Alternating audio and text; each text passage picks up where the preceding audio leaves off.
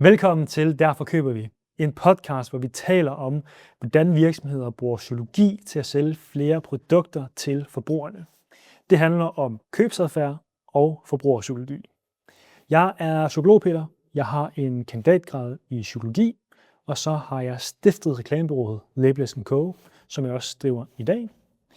Min medvært, Nikolaj, kommer med 13-14 års erfaring i digital marketing og salg, og har været med til at drive kampagner på tværs af kanaler og store brands. Ja.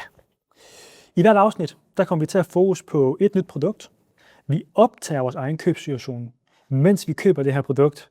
Og ud fra optagelserne, så fremhæver vi de forskellige teknikker og tricks, som virksomheden bruger til at manipulere forbrugerne. Men vi dykker også ned i psykologien, der overhovedet muliggør den her manipulation. Og i dag skal vi tale om krydsfeltet mellem funktion og æstetik. Det skal handle om interiør. Og lige netop interiør, det er noget, danskerne går op i så stor grad, at Fiskars, som ejer Royal Copenhagen, købte Georg Jensen for over 1 milliard for et par år siden. Ja, så det er enorme summer af kroner og øre, der bliver solgt og købt interiør for, bare herhjemme i Danmark. Og virkelig mange købsbeslutninger. Helt vildt. Og det er noget af det, vi kommer til at dykke ned i dag. Og vi kommer især til at fremhæve 3 centrale pointer. Den første er, at hjemmet er den identitet, vi deler med vores partner. Den anden er, at et impulskøb, det kan tage sig op til 3 år. Og den tredje, det er, at en skål til 500 kroner konkurrerer med en lampe til 5.000 kroner om den samme plads i hjemmet. Og det er altså de samme mekanismer, der gør sig gældende. Nu snakker vi om interiør, men det er jo på tværs af brancher, om det er interiør, mode eller noget helt tredje, jamen så spiller det på den samme psykologi, og det er alt sammen købsbeslutninger. Så de konklusioner, vi drager i dag, kan bruges på tværs af brancher. Men vi har stillet os selv i en opgave, hvor vi skal sætte os i forbrugerens sted, og vi optager købssituationen. Og Nikolaj, vil du ikke måske bare starte med lige at sætte scenen med den beskrivelse, som vi har shoppet ud fra? Jo, det kan du tro. Så forestil dig, at du er flyttet med familien for en 6-7 måneder siden. Det vil sige, at jeg er der i fasen, hvor vi begynder at være godt etableret. Det er der, hvor man måske for et par uger siden endelig har fået hængt reolen op i entréen. Selvfølgelig i den helt rigtige højde og fuldstændig i vatter.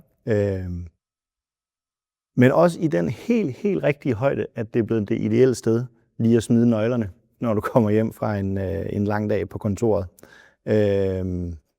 Jeg får lidt røg derhjemme, for at det ikke helt er der, nøglerne hører til. Og det er ikke nøglernes plads. Det ved jeg ikke, om I kan sætte jer ind i, men det er min virkelighed. Så derfor er vores behov opstået ud fra, at vi skal have gjort det her lille hjørne på en reol det oplagte sted for et sæt nøgler. Ja, størrelsen 30 gange 30 cm, tror jeg. Fedt. Og vi skal i Mærko. Det skal vi. Eller vi har været i Mærko. Ja, det har vi faktisk. Det kan vi jo godt breake nu. Ja, og jeg tænker, at vi kan lige vente med at vise til sidst, hvad vi har købt. Lad os gøre det. Men vi har optaget det, ja. Og det afspiller vi nu. Og vi afspiller din optagelse først, og du kan kommentere på, hvad det er, der sker. Tro. Skal vi gøre det? Ja. Og her er jeg kommet ind i Mærko, som er et stort, lyst butikslokale med mange flotte udstillinger. Lige her, der står jeg og overvejer, om Kai Bøjesen-aben måske faktisk kunne holde mine nøgler i udstrakt arm. Men der kan jeg så sige, der er den anden del af hjernen, siger lynhurtigt, det får vi aldrig godkendt i praksis.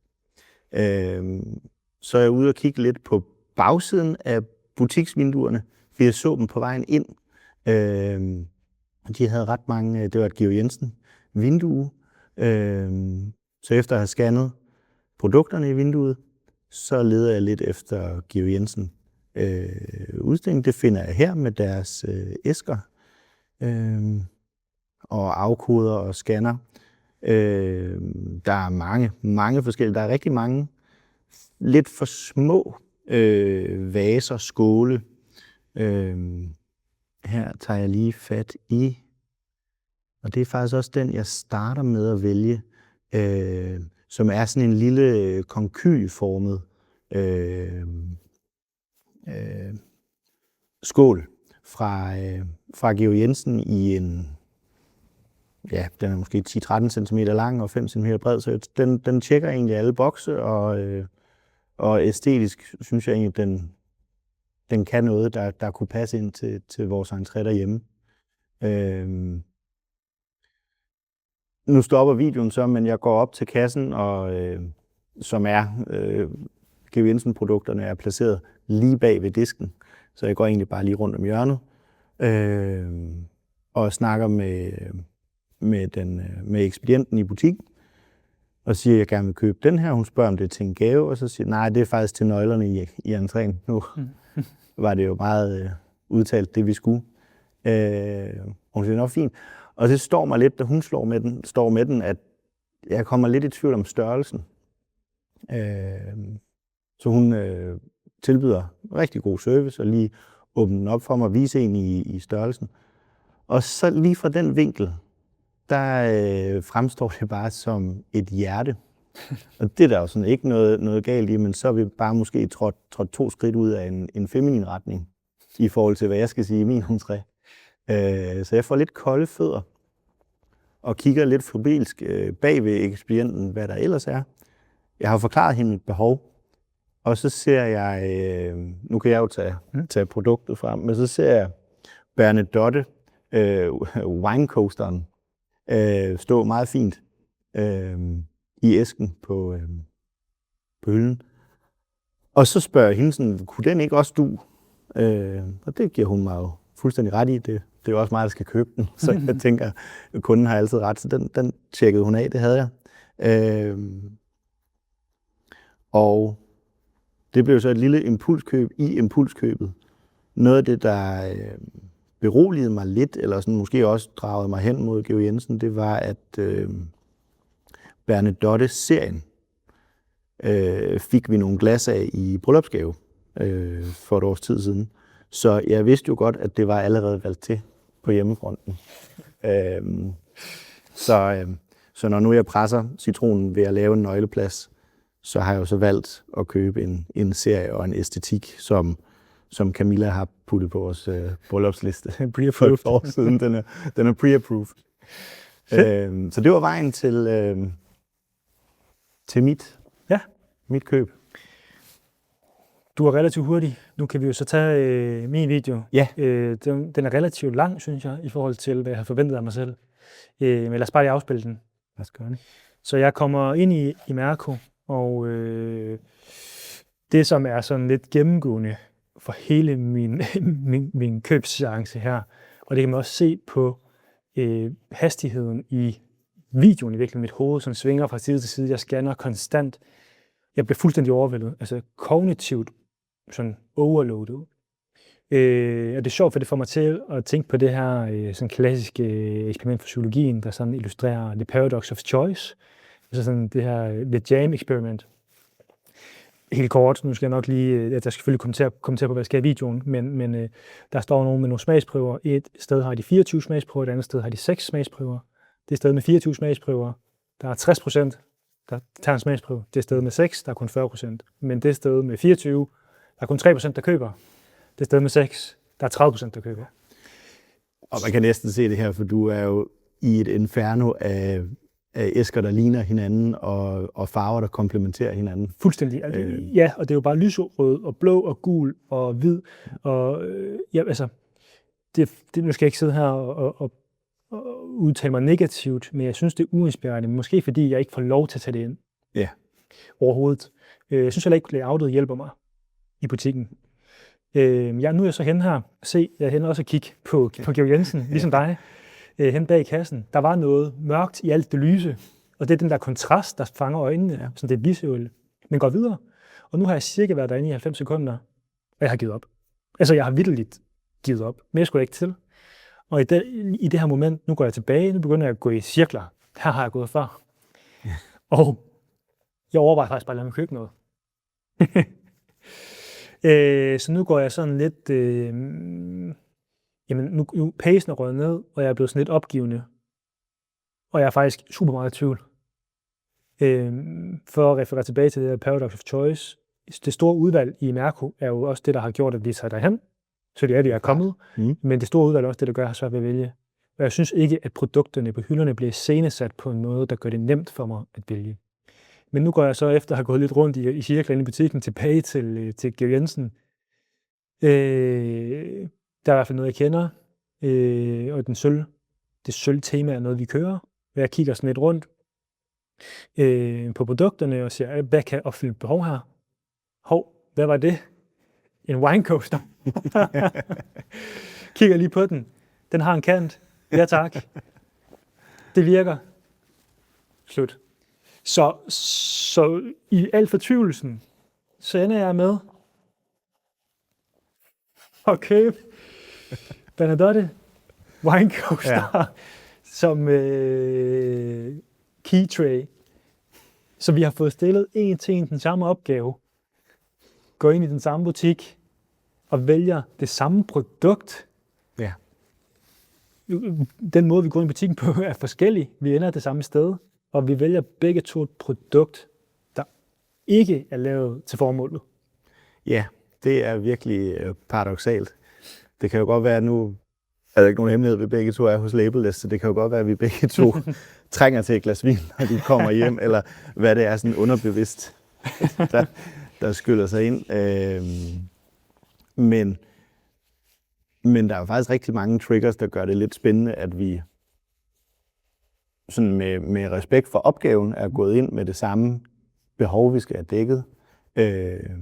Og så er endt, og det kan vi jo se på videoen, der er mange veje til Rom, der er mange veje til winecoasteren fra Georg Jensen, men alligevel ender samme sted.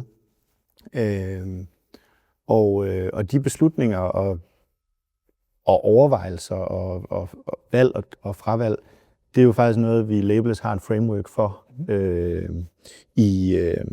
for beslutningsprocessen. Og det er jo det her attention, relevance, storytelling, value, og til sidst skal vi jo have noget, der, hvis vi har taget alle skridtene, giver os en takeaway, noget at tage med som individ. Og det er jo, det synes jeg er interessant at prøve at tage ned på købsbeslutningen her. Vi bruger det jo også, når vi designer indhold, reklamer, video og alt, hvad vi gør for os at kunne teste på de her ting senere. Men her i købssituationen, og sådan som marketingmand, er det jo ret sjovt, fordi at AIDA-modellen med attention, det er jo det, der får øjet til at flakke. Det er jo også det, du refererer meget til. Så går det i interesse, desire og en action, men her har vi brudt relevans, storytelling og værdi op for os at tale lidt mere ind i psykologien. Men jeg synes jo, det er spændende, at hvis vi sådan i gågades strøgregi får øje på nogle butiksvinduer, der med Imercos brand af alt til hjemmet, interiør og til køkkenet. Ret hurtigt går det et sted at dreje ind på gågaden, kunne vi nemt være gået til højre og gå ind i et helt andet, der vil have haft mange af de samme produkter. Jamen altså, relevansen for os er jo så, at vi går ind et sted, hvor de har mange af de brands, som man nu kan man jo sige til entréen, hvor det også er der, man siger velkommen til gæsterne og lukker sin omgangskreds ind i sit hjem. Der vil jeg da i hvert fald gerne fremstå som en kvalitetsbevidst forbruger i den her kontekst, men der går op i design, tradition, æstetik. Og så kommer storytellingen jo lidt i det, som jeg også snakkede lidt om med når jeg er lidt længere ned i købsbeslutningen. Jamen storytellingen for mig var også, altså jeg kan godt lide Georg Jensen, det skal ikke være nogen hemmelighed, men Bernadotte-serien var jo også noget, vi allerede havde derhjemme i glas. Så det talte ind i nogle ting, jeg synes, der kunne skabe en rød tråd i vores hjem. Men det er jo sjovt, fordi Du har fuldstændig ret. Det er attention, og så går jeg lagde mærke til din video, du går tilbage til bagsiden af vinduesruden, for der har været noget, du har set på vejen ind, og det sender dig så over i Georg Jensen-sektionen, for der er en eller anden opmærksomhed, vinduessektion, relevance, Georg Jensen connecter til nogle du ved, associationer, du har til at ligge om bagerst i hovedet, Georg Jensen-sektionen, lige en bue udenom, hen. Og det er jo i Mærkus fortjeneste. Men storytelling, det er jo brand, altså nu, hvis vi skal snakke sådan brand versus forhandler, storytelling, det er jo Georg Jensen, der ejer den.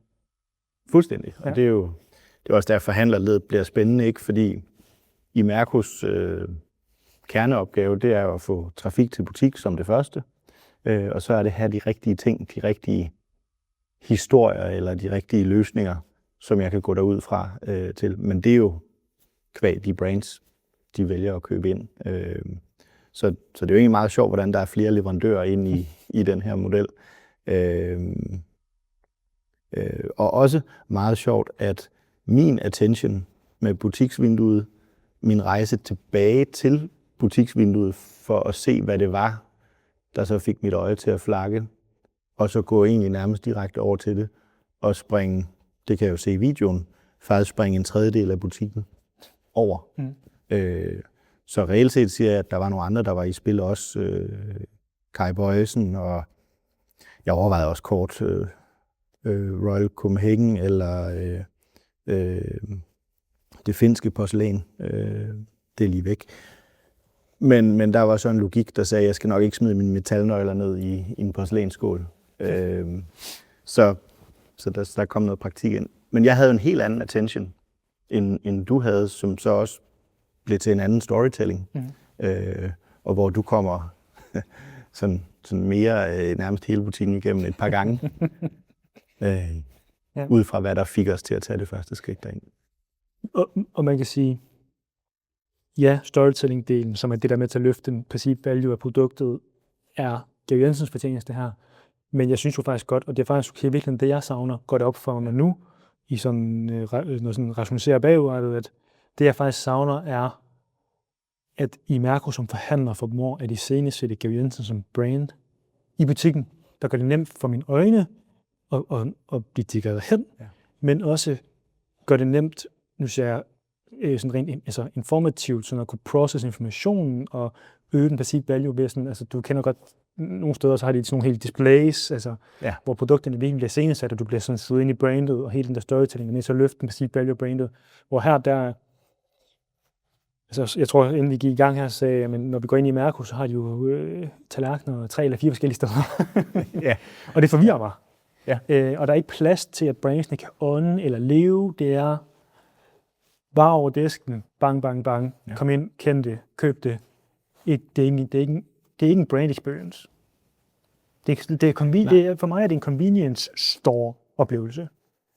Og det tror jeg egentlig, jeg vil give dig fuldstændig ret, og jeg sidder også sådan og kommer til at tænke på, det kunne være rigtig interessant at være fluen på væggen i de snakke, der er mellem, det er jo så Fiskars Group og i Mærkus indkøbsafdeling.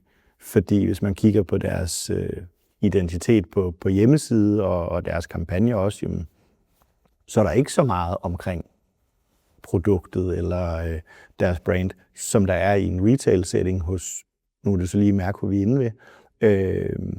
Så hvad gør det for brand og oplevelsen? Og gør det noget, fordi vi er i 2 forskellige settings som forbrugere? Det er jo ikke givet, men det må være nogle interessante snakker at høre med på. Helt klart. Enig, det gad jeg også godt. Og så,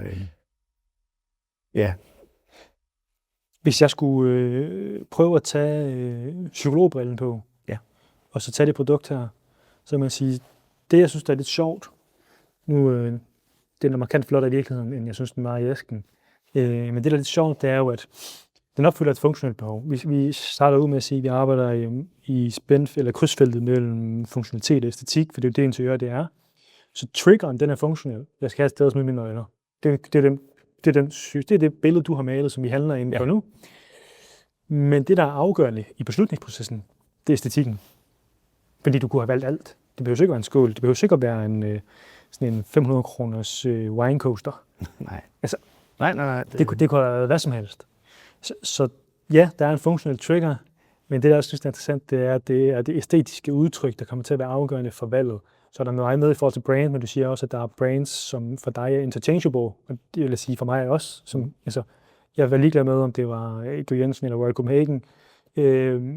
Så det er, nu siger jeg, produktets æstetiske sans, eller æstetiske udtryk, der kommer til at være afgørende for, hvad jeg vælger. Og det taler jo virkelig godt ned i det behov, som det er, som jeg synes, interiør dækker, og noget af det, vi også indledt med at sige, jamen hjemmet er et symbol på den fælles identitet, vi har med vores partner, som jo så taber ind i det behov, som vi refererer til som SIMI, altså vores identitetsbehov, både individuelt og som gruppe. Og her er det jo virkelig en eller anden form for mix mellem de to. Ja. Det er jo en gruppe af to. Og langt til vejen, så er det både min oplevelse, men også min erfaring, eller det er to sider af samme sag, men at par, altså dig, Camilla, mig og Kia, rigtig tit opfattes af andre mennesker som en enhed. Igen, kognitiv energi, der skal spares. Det er Peter og Kia. Derfor betyder det også noget, hvordan hvad vi sammen udstråler, fordi vi kommer til at repræsentere, nu siger en unit. Men det gør noget sjovt ved vores beslutninger, præcis. Når vi skal vælge ting til den unit. Præcis, og der er hjemmet bare, jeg kan sammenligne det med mode. Det er din måde at udstråle din personlige identitet. Hjemmet bliver måden, vi så udstråler vores shared identity som unit. Ja. Men noget, der også er spændende, det er det der med dit køb. Sådan, når man Bernadotte, det er pre-approved derhjemme. Det, der er sådan lidt sjovt for mig, det er det er jo det her, når vi handler interiører som mænd. Så sådan, hvor meget råderum har vi? Hvor man kan sige, jeg tror jo på, vi er altid i en købsbeslutning. Så er der pre-purchase, så er der purchase, som er det, vi har optaget i dag. Ja. Så er der post-purchase, det er det, du kommer til at opleve, når du kommer hjem og sætter den på hylden. Men i den her setting, der er pre-purchase-perioden, som jo kan være lang, ekstremt altafgørende og virkelig restriktiv. Fordi min beslutning, da jeg kom ind, er virkelig begrænset, fordi min beslutning for, hvad jeg kunne vælge inde i Imerco, den startede for 3 år siden, da Kia og jeg indrettede vores lejlighed. Så det har sat nogle rammer for, hvad er det for en... Det har jo lagt grundlaget for, hvad er det for en stil, vi går efter, hvem er det vi, hvad er det for en symbol, vi repræsenterer, og hvad passer ind i det. Det er jo sådan meget sjov og interessant, også en take på hele, hvad er et brand, og hvad er værdien ved et brand.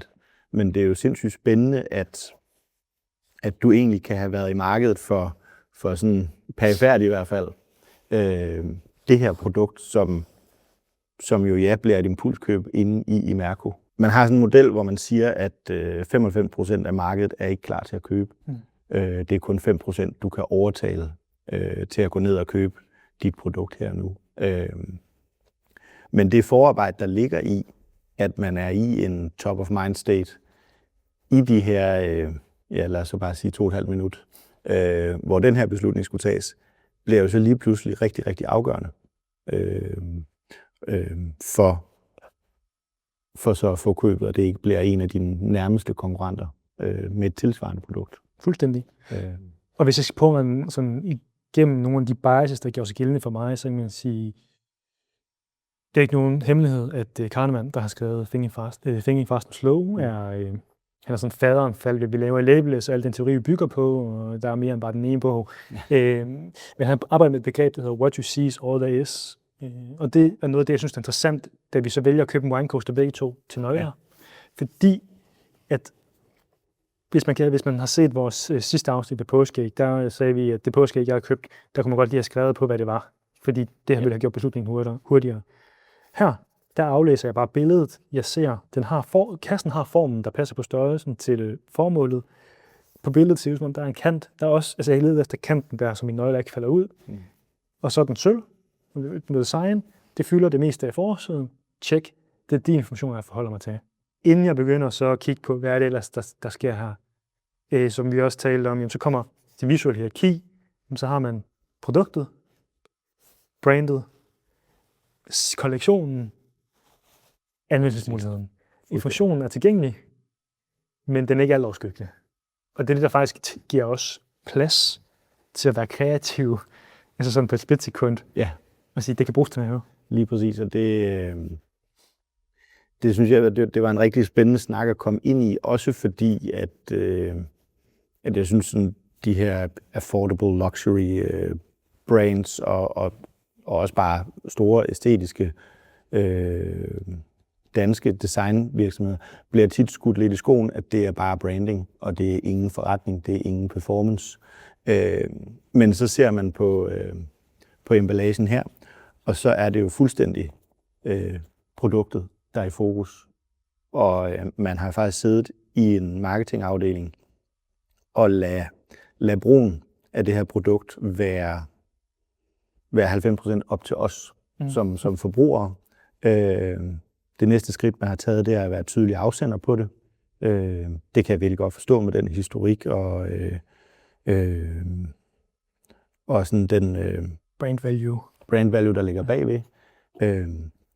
Og så har man så endda taget kollektionen frem for produktnavnet, som så bliver det aller sidste, hvis man er i tvivl.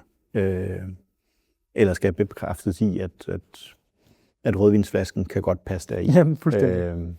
Og det synes jeg er ret sejt på så simpel en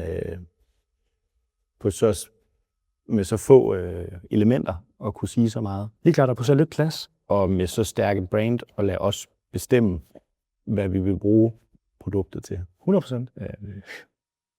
Hvis jeg bare lige skal nå at nævne 2 andre biases, der gjorde sig gældende for mit køb, så var et af dem det her mental accounting.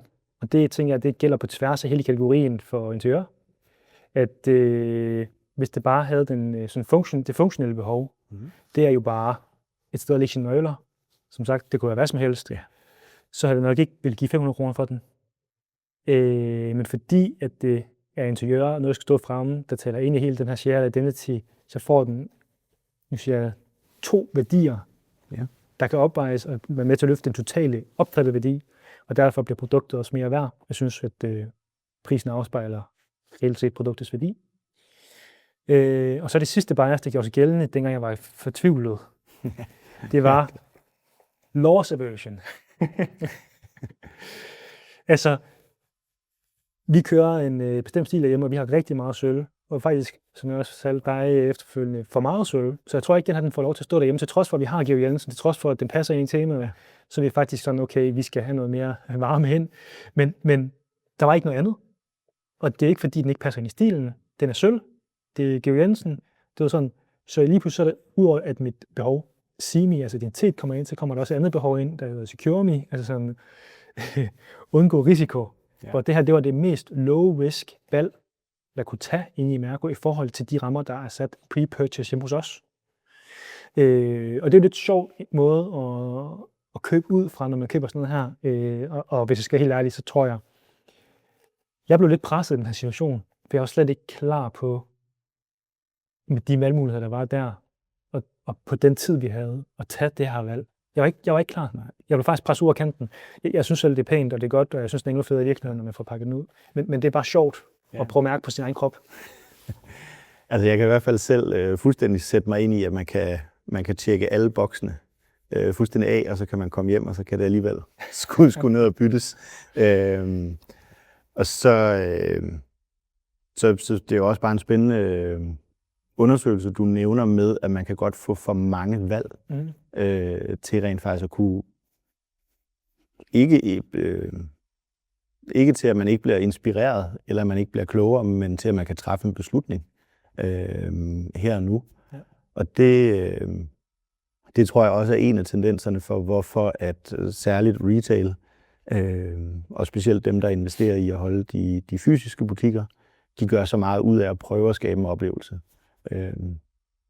Fordi at det kan også vise flere brugssituationer, inden vi kan forestille os, når vi står inde i en butik med, lad os bare sige 1000 forskellige valgmuligheder, som vi selv skal fantasere os til.